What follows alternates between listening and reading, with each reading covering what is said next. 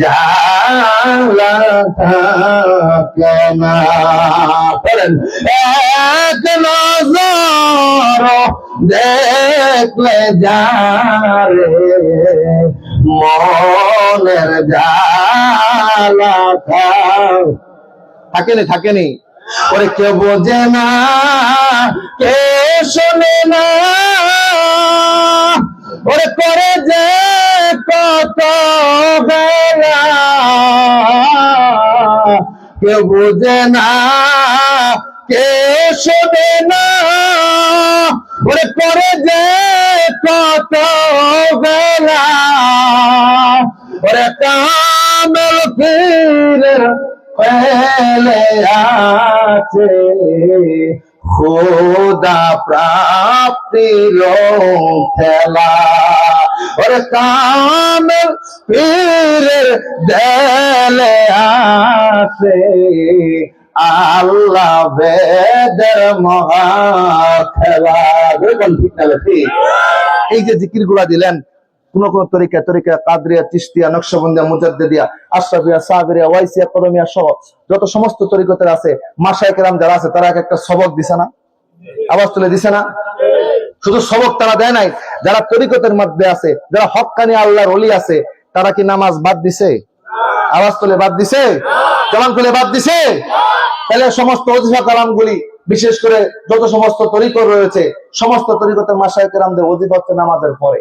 ঠিক না? ঠিক। কারণ কি? কারণ নামাজ যদি না পড়ে ওজিফা কালাম করতে পারবে না। আগে ফরজ, আল্লাহর ওয়াহিদানিয়তের সাক্ষী হচ্ছে আগে, এরপরে সালাতের ব্যাপার সেবার আসবে, এরপরে নফল ইবাদত বندگی হিসাবে আল্লাহর ওলিদের দেওয়া, আল্লাহর মাহবুব বান্দাদের দেওয়া এই সমস্ত ইবাদত গুলি করে মরা কলবটাকে জিন্দা বানায় কবরে যাইতে হবে। জোরে কোন সুবহানাল্লাহ। এটা তো সেই জায়গা। আপনার ভাইরা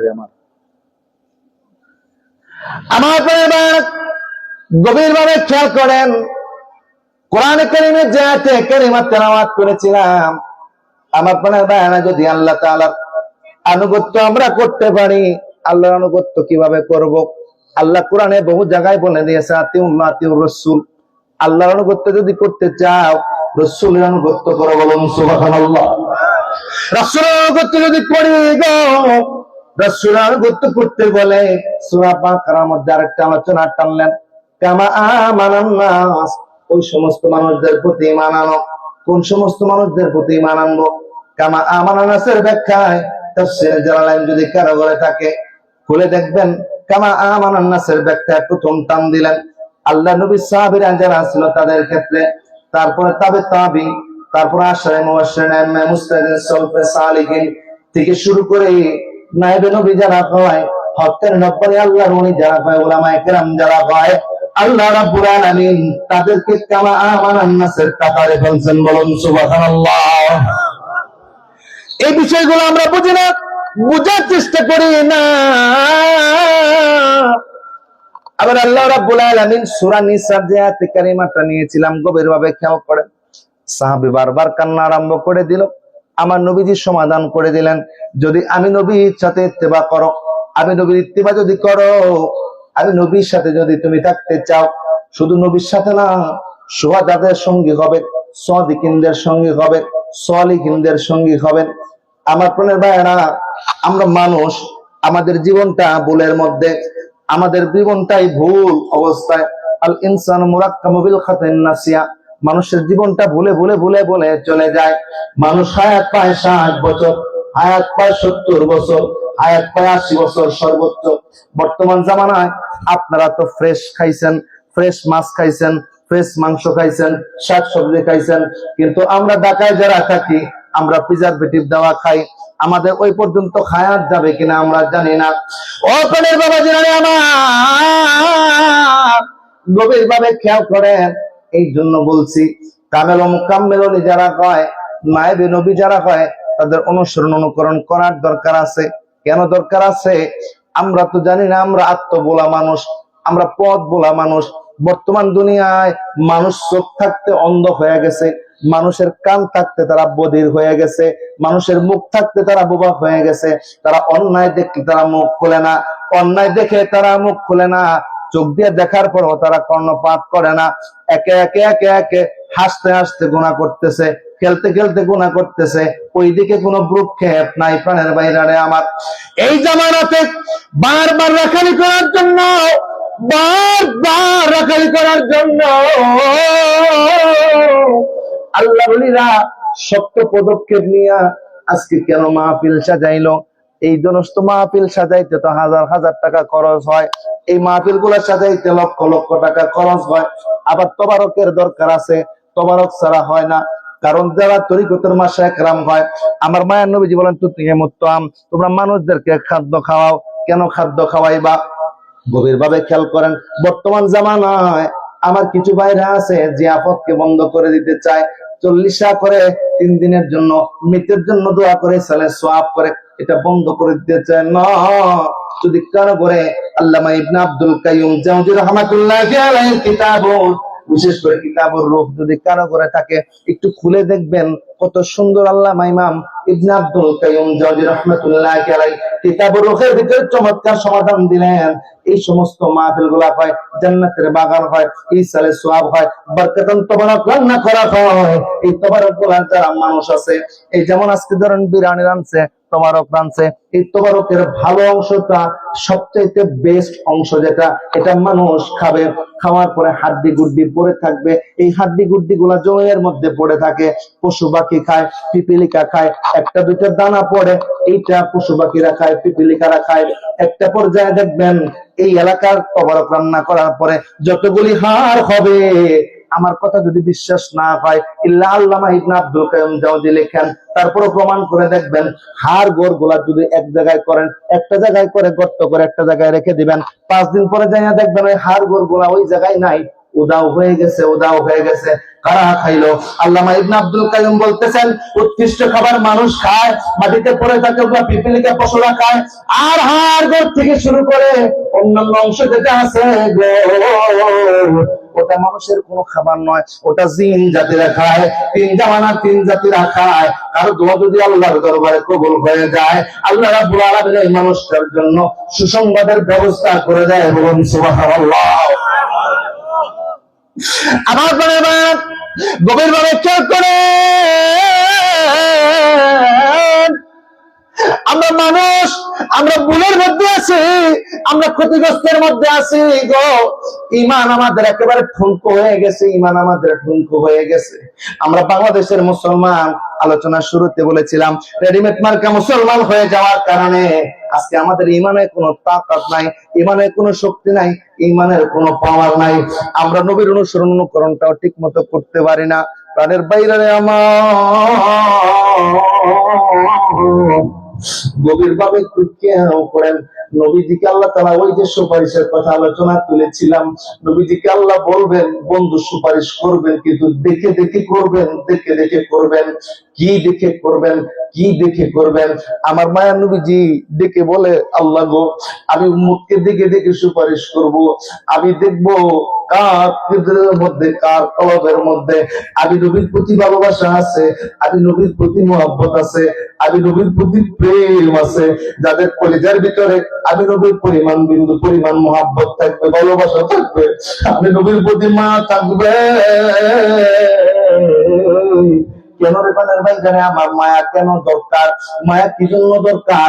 আমি প্রায় মাহফিলে এই কথাটাকে স্পষ্ট করে উল্লেখ করি, কারণ নবীর প্রতি মায়া নাই দেখে, আমাদের নবীর প্রতি ভালোবাসা নাই দেখে আমাদের হৃদয়ে এই ফিল আসে না, আমাদের কলিজায় এই ফিলটা আসে না, আমাদের ভিতরে এই টেন্ডেন্সি আসে না, আমাদের ভিতরে এই জিনিসটা জাগ্রত হয় না।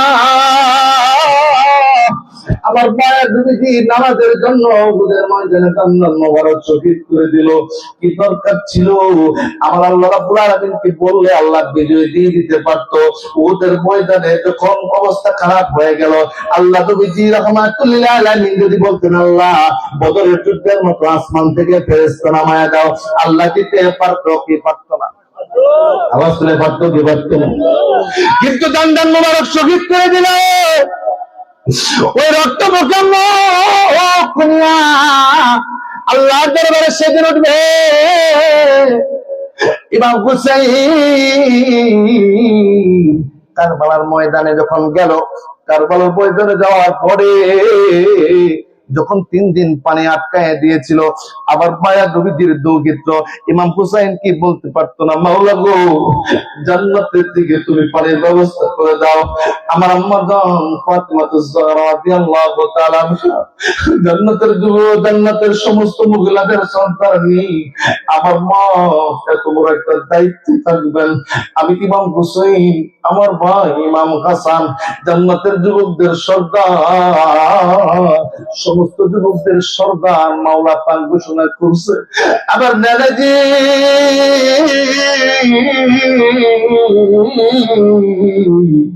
আবার নানাজি রাহমাতুল্লিল আলাইহি যাকে না বানাইতে আল্লাহ জান্নাত পর্যন্ত বানাইতে, যাকে না দেখলে আমার মাওলা পাককে ভালো লাগে না। 1,24,000 পয়গম্বর, মতান্তরে 2,24,000 পয়গম্বরকে আল্লাহ নবুয়ত দিল, রিসালাতের দায়িত্ব দিল। কাউরে তো আসমান জগতে দিল না, কাউরে তো মেরাজ করাইলো না, কাউরে তো ওই জায়গায় দিল না।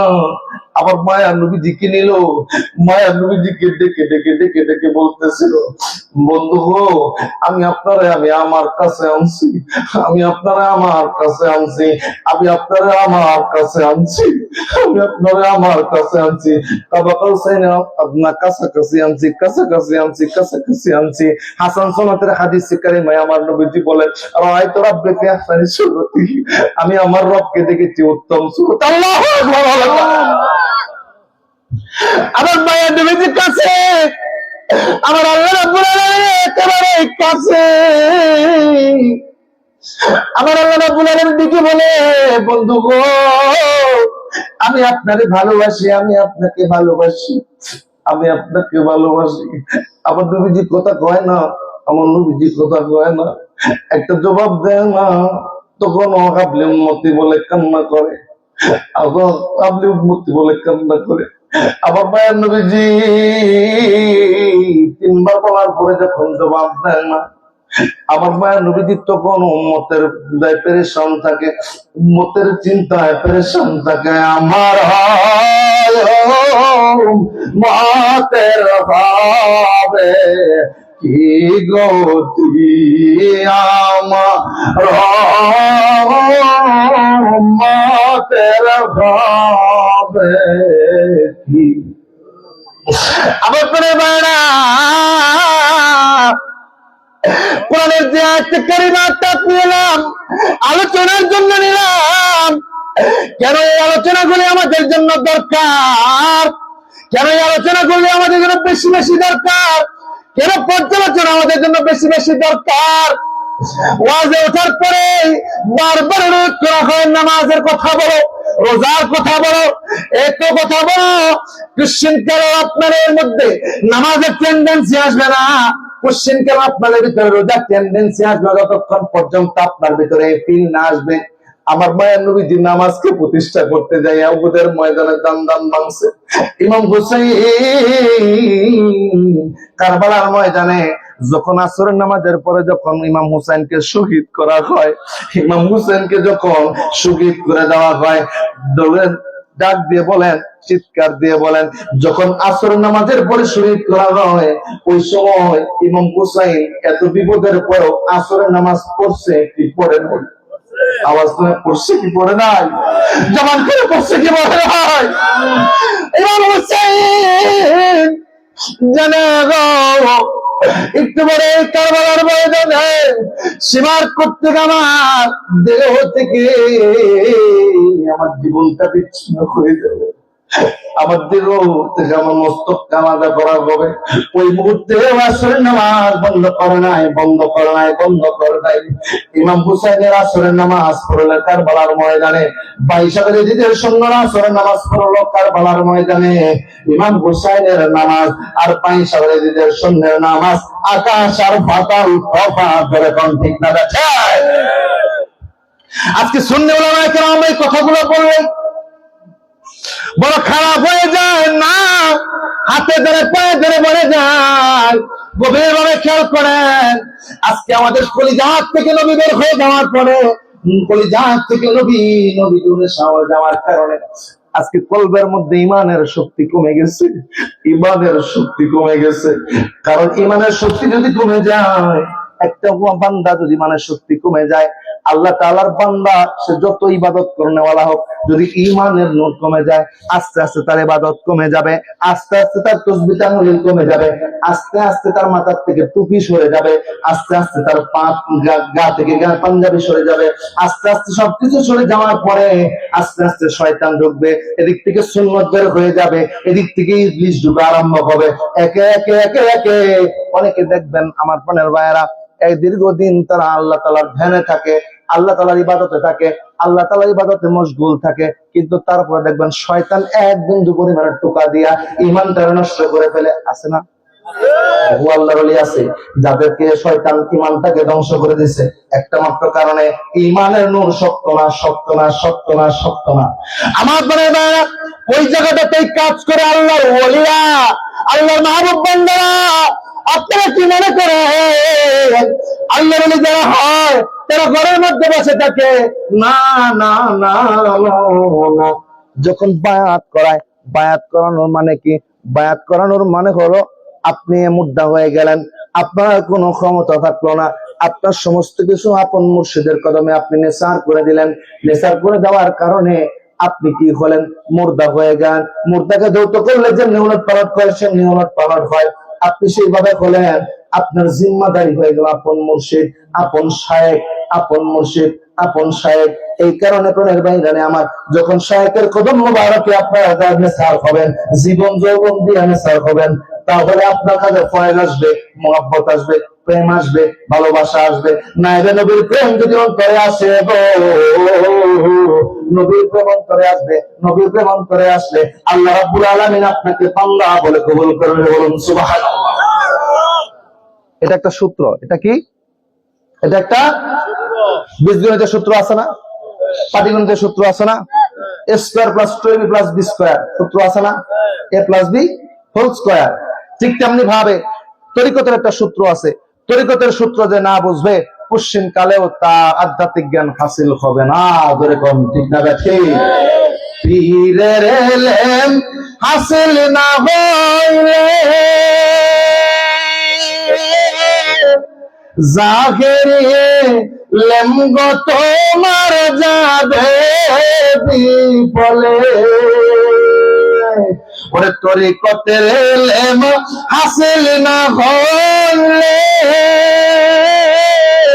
ওরে জাহেরি ইলম গো তোমার যাবে বিফলে। বসে চার তরিকার বেদে জানে না, চার তরিকার বেদে জানে না, সদায় রয়েছে ওলটান। মুর্শিদ বিনে কে তরাবে কঠিন বিধান। আল্লাহু আকবার বলেন না? বুঝে যাচ্ছেন আপনার ভাইরা আমার? তরিকতের ইলম শিখার জন্য, শরীয়তের ইলম শিক্ষা করার জন্য মাদ্রাসা আছে, মসজিদ আছে, ইমাম সাহেব আছে, মুয়াজ্জিন সাহেব আছে, মুফতি সাহেব আছে, খতিব সাহেব আছে। কিন্তু তরিকতের ইলম যদি অর্জন করতে হয়, তরিকতের ইলম যদি অর্জন করতে হয়, অবশ্যই একজন শায়েখের কাছে যাইতে হবে, মাশায়েখের কাছে যাইতে হবে। কারণ যে বিদ্যা যিনি পারদর্শী তার কাছে যাওয়া ছাড়া ওই বিদ্যা অর্জন হবে না। ডাক্তারিরা ডাক্তার পড়ছে, ডাক্তারি পড়ছে, মেডিকেল পড়ছে, পড়ার পর ইন্টার্নি আছে না নাই? আওয়াজ তুলে আসে না নাই? জবান তুলে আসে না নাই? এখন ইন্টার্নি যদি কোনো ডাক্তার না করে, ইন্টার্নি যদি কমপ্লিট না করে, সে সেলাই করতে পারবে? আওয়াজ তুলে পারবে? সে রোগের রোগ ধরতে পারবে? সে রোগের কন্ডিশন বুঝবে? এই জন্য মানুষ সিনিয়র ডাক্তার খুঁজে, প্রফেসর খুঁজে, তার অভিজ্ঞতা বেশি, তার প্র্যাকটিস বেশি।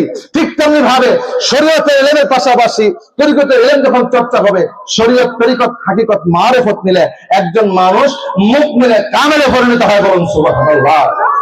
আর শরীয়তের ইলম তখনই হবে যখন আপনি নবীর এই শরীয়ত অনুযায়ী ইতাআত করবেন। আর তরিকত ইলম তখনই অর্জন হবে যখন আপনার হাতে একজন কামেল মোকাম্মেল মুর্শিদের হাতে হাত থাকবে, ঠিক তখনই বায়াতে রশি থাকবে। শরীয়ত তরিকত মিলে ইমাম গাজ্জালী রাহমাতুল্লাহি আলাইহি উনি ওনার কিতাবের মধ্যে লিখতেছে আর শরীয়ত শাজারাতু, শরীয়ত হচ্ছে একটি গাছ, তরিকত সামারাতুহা, তরিকত হচ্ছে ফল, আর লাজ্জাতু সামারাতুহা ফলের যে স্বাদ নির্যাস হচ্ছে হাকিকত। ওই ফলের ভিতরে একটা গাছ রয়েছে, যে গাছের মাধ্যমে আরেকটা গাছ রোপণ হবে, বীজ রোপণ করলে গাছ হয়ে যাবে। এটা হচ্ছে তরিকতের সেই মারিফাত। বলুন সুবহানাল্লাহ। যে তারাই চিনতে পারে, এটা তারাই করতে পারে, তারাই দেখতে পারে যখন আল্লাহর ওলির কলমে আপনি নেসার হয়ে যাবেন। বলুন সুবহানাল্লাহ। মোহাব্বতে আল্লাহুম্মা সাল্লি আলা সাইয়্যিদিনা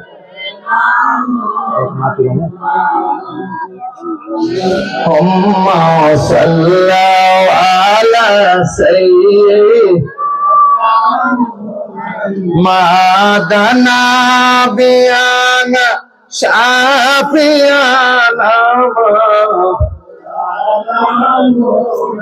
ماد اللهم صل على سيدنا মাদানা বিয়ানা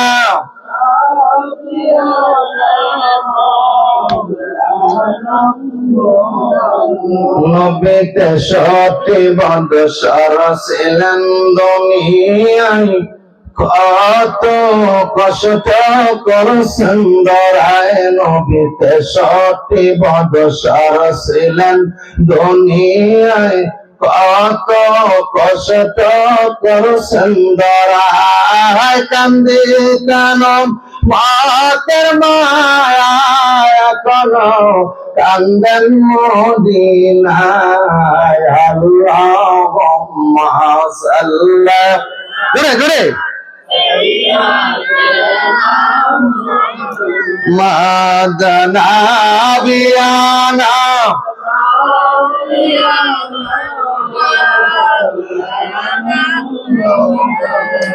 আমার পরের ভাইরা গভীর ভাবে খেয়াল করেন, শরীয়ত অর্জন করলেন, তরিকত অর্জন করলেন। এখন পৃথিবীতে মানুষ হচ্ছে দুই প্রকারের। কয় প্রকারের? একটা হচ্ছে পুরুষ জাতি, একটা হচ্ছে পুরুষ জাতি। আমরা যারা আছি আমাদের কিছু দায়িত্ব কর্তব্য আছে না নাই? যারা নারী জাতি আছে তাদেরও কিছু দায়িত্ব কর্তব্য। এখন আজকে আমরা বর্তমান সমাজটা বড় কুলুষিত। আজকে স্টেশনে যখন আসলাম, যখন এয়ারপোর্ট স্টেশনে আসলাম, তখন দেখলাম যে জামাই বউ ঝগড়া লাগছে, মারামারি পর্যায়ে। বলেন সমাজ কতটুকু অধপতনে গেছে। আজকে রেল স্টেশনের ভিতরে তারা হাজব্যান্ড ওয়াইফ মারামারি করে। এর কারণটা কোথায়? এর কারণটা কোথায়? এর কারণটা সেই জায়গায় আজকে আমরা স্বামীরা আমাদের কর্তব্য ভুলে গেছি, আর স্ত্রীরা স্ত্রীদের কর্তব্য ভুলে গেছে। দুজনের দায়িত্ব দুজনে ভুলে যাওয়ার কারণে আজকে আমাদের উপর অধপতন ধরে কোন ঠিক না ঠিক।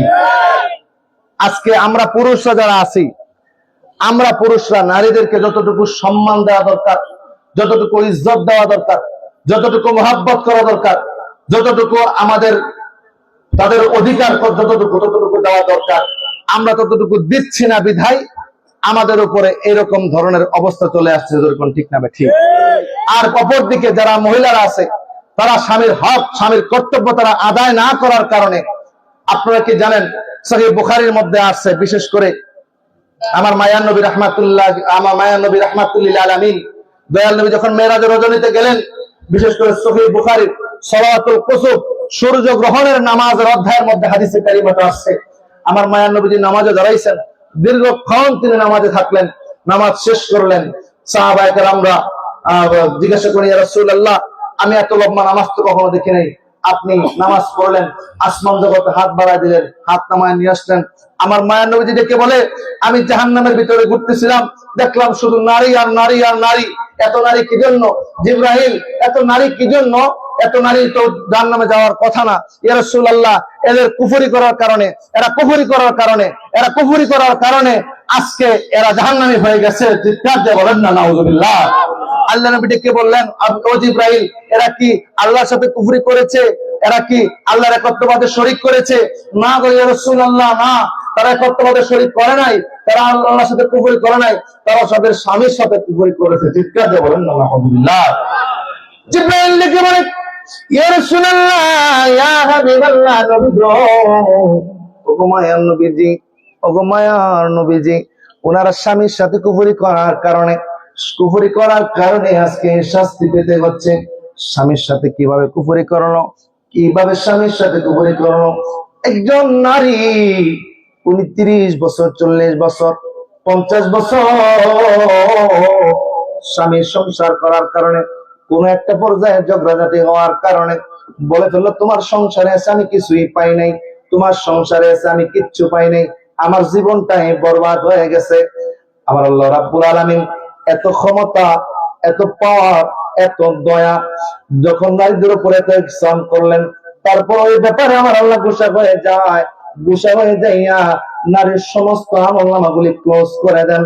কারণ তারা স্বামীর সাথে কুফরি করার কারণে, এই পাপের কারণে এই 40 বছরে যতগুলি খেদমত করলো, ইবাদত করলো, এগুলাকে আল্লাহ এক পাল্লায় দিয়া, স্বামীর এই অগ্রাধিকারকে এক পাল্লায় দিয়া ওই মহিলাকে আমার আল্লাহ রাব্বুল আলামিন জাহান্নামের বাসিন্দা বানায় দেয়। বলুন নাউযুবিল্লাহ। তার মানে কতটা ভয়ানক! মা বোনেরা গো, আপনাদের কাছে অনুরোধ করে বলে দিয়ে যাই, সব রাগ ভালো না। রাগের মাথায় তুচ্ছ একটা কথা যদি বলে ফেলেন, আর এটা আল্লাহর দরবারে যদি মামলা দায়ের হয়ে যায়, ঈমান আমল সব যাবে, দুনিয়াও যাবে, আখিরাতও যাবে। চিৎকার দিয়ে বলেন ঠিক না ঠিক? আমার করে ভাইরা, আমরা পুরুষ জাতি যারা আছে, আমরাও সচেতন হতে হবে।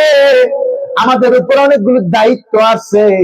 আজকে আমার বোনের ভাইয়েরা, যারা পুরুষ আছি, আজকে আমরা যারা স্বামী আছি, আমরা ঠিক মতো যদি তাদের হক গুলো আদায় না করি, তাদের হক গুলার মধ্যে গুরুত্বপূর্ণ কয়েকটা হক হলো তাদেরকে সুন্দর বাসস্থান দেওয়া, সুন্দর কাপড় পরিধান করার ব্যবস্থা করে দেওয়া, নিজে যা খাবে তাই খাওয়ানো, নিজে যা পরিধান করবে তাই পরিবার পরিধান করানো।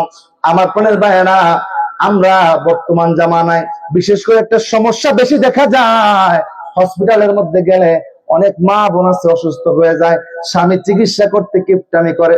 আসেনি? আওয়াজ তুলে আসেনি? এটা কোশ্চেন কেন করবেন না? অনুরোধ করে বলে দিয়ে যায়, আপনি যখন তাকে কালিমা পড়ে যখন তাকে বিয়ে করলেন, ইজাব কবুলের মাধ্যমে যখন আপনি বিবাহ করলেন, বিবাহ করার সঙ্গে সঙ্গে তার সমস্ত দায়িত্ব আপনার উপরে আসলো, আপনার চিকিৎসার দায়িত্ব আপনার উপরে আসলো। অসুখ বিসুখ আল্লাহ প্রদত্ত হতেই পারে, আপনি কৃপণতা করে যদি চিকিৎসা না করেন, আর যদি আল্লাহর দরবারে মামলা দায়ের করে, আল্লাহ কৃপণতা করে আমার চিকিৎসা সঠিকভাবে করে নাই, যদি মামলা দায়ের করে একটা বার, ধরা খেয়ে যাবেন, সেই দিন অধিকার রক্ষা হবে না। মামলা দায়ের করলে এই মামলার বিচার বড় শক্ত হবে। অনুরোধ করে বলে দিয়ে যায়, এই কমলাকান্দার মা বোনেরা, আপনারা আপনাদের হক সম্পর্কে সচেতন থাকবেন, আর আমার প্রাণের ভাইয়েরা, আপনারা আপনাদের হক সম্পর্কে সচেতন থাকবেন। তাইলে দেখবেন সংসারে মহব্বতে ভরে গেছে, ভালোবাসায় ভরে গেছে। এই সংসারটা আল্লাহ তাআলা দুনিয়াতে জান্নাতের ফসলাদি দিয়ে দিয়েছে, জান্নাতের মতো সুখ দিয়ে দিয়েছে। বলুন সুবহানাল্লাহ। লা ইলাহা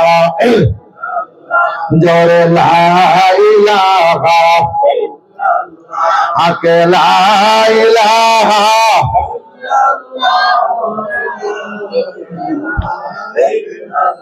অনেক ভাইয়েরা, আলোচনা আর লম্বা করবো না। আয়াতে কারিমা যে পর্যন্ত নিয়েছিলাম, ছোট্ট একটা সারাংশ আপনাদের মাঝে তুলে ধরে দিয়ে যাই। আল্লাহ রাব্বুল আলামিন আমাদের জন্য নিয়ামত দিলেন, আমার মায়ার নবী রাহমাতুল লিল আলামিনকে। জোরে বলেন ঠিক না ঠিক? আমার মায়ার নবীকে পেয়ে আমরা খুশি না বেজার? আরো খুশি আমরা মায়ার নবীর উম্মত হতে পেরে। জোরে বলেন ঠিক না ঠিক? এখন আমাদের জন্য করণীয় কি? এই কোরআনের আয়াতে আমার আল্লাহ রাব্বুল আলামিন জানাই দিতেছে, আমাদের একটাই করণীয়, আমার মায়া নবীজির মুহাব্বতকে অন্তরে ধারণ করে, প্রেমকে ধারণ করে। প্রেম কিভাবে ধারণ করবেন? মায়া নবীজির প্রেম তো আর কলমাকান্দা বাজারে কিনতে পাওয়া যাবে না, কলমাকান্দা বাজারে পাওয়া যাবে না, এটা সুনামগঞ্জে পাওয়া যাবে না, এটা নেত্রকোনাতে পাওয়া যাবে না, ঢাকা শহরে কিনতে পাওয়া যাবে না। আল্লাহর ওলির সামনে যদি আপনারা বসেন, আল্লাহর ওলির সামনে যদি আপনারা বসেন, একটা দাওয়াত দিয়া, আঙ্গুলের ইশারা দিয়া আল্লাহর ওলির কলবের মধ্যে নবীর প্রেম ঢুকায় দিতে পারে। আল্লাহু আকবার।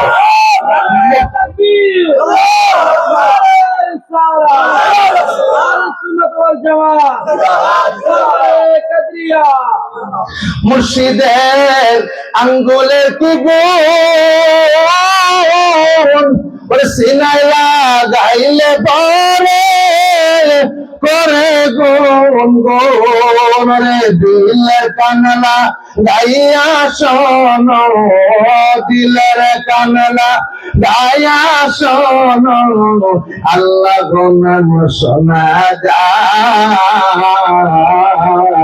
আল্লাহ বলে খুশে দেখা যায়, কি খেলা খেলা, আল্লাহ বলে খুশে চান আমার কি খেলা খেলা। ওরে শোনো বলি রে ওরে আসে কেবাই, কোথায় গেলে দয়াল চান রে, কোন দেশে পাই, আদার ঘরে নূরের বাতি, আদার ঘরে নূরের বাতি, ছায়া দেখো না, খুরশেদ চাঁদ চাঁদকে রাজি করাউন। আল্লাহু আকবার বলেন না। মুর্শিদ রাজি তো সব, মুর্শিদ রাজি তো নবী, নবী রাজি তো আল্লাহ। এটা একটা সূত্র, এই সূত্রের উপর যদি থাকতে পারেন, কায়েম এবং দায়েম থাকতে পারেন, তাহলে আমার আল্লাহ জানায় যে দিল, আমার আল্লাহ যে বলে দিল, বন্ধু গো আপনি জানায় দেন, যারা আপনাকে অনুসরণ করবে, আপনাকে ভালোবাসবে, আপনাকে মহব্বত করবে, তারা আপনার সঙ্গেই থাকবে, আপনার কাছাকাছি থাকবে, আপনার পাশাপাশি থাকবে, আপনারা একসঙ্গে থাকবেন। বলুন সুবহানাল্লাহ। থাকতে রাজি আছি না নাই? আওয়াজ তুলে আছি না নাই? জ্ঞানী যারা বোঝে তারা শুধু ইশারায়, নাদানেরে বুঝাইতে পারে আছে কে কোথায়, ওরে জ্ঞানীর মতো জ্ঞানী বলে অল্প কথায় বোঝে, ওরে লাউয়ের মতো লাউ বলে অল্প জানে সিধে, বেশি শুনে কি লাভ, কম শুনে কি লাভ, লাভ হবে কারণ রে, সুপারিশ করবে নবীর হাসরের ময়দানে, ইয়া নবী সালাম, ইয়া রাসূল সালাম, ইয়া হাবিব সালাম আলাইকা সালাওয়াতুল্লাহ। নবীজি গো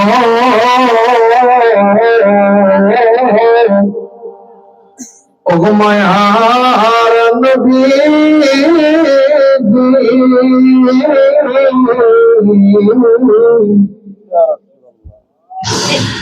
নবীজি গো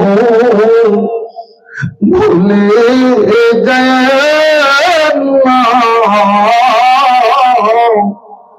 ওগো নবীজি ফেলে দিয়ে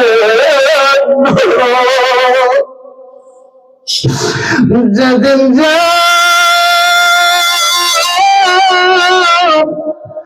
মাওলার দরবারে গলা মধ্যে রাইখেন কদমে আনাবি সালাম আলাইহি মহব্বতে ইয়া রাসূল সালাম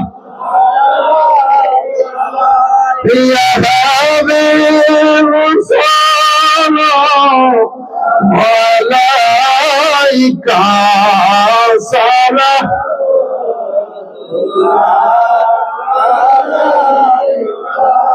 জীবনে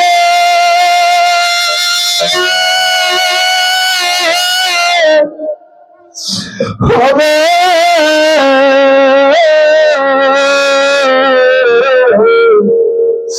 কি দেখা ইয়া রাসূলুল্লাহ, মরণে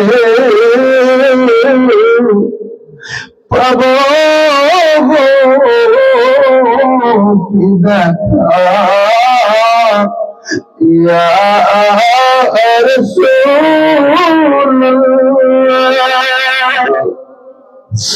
ভূতের কবরে শোয়াইবে ওই অন্ধকারে শোয়া চইলা আসিবে। সেদিন যদি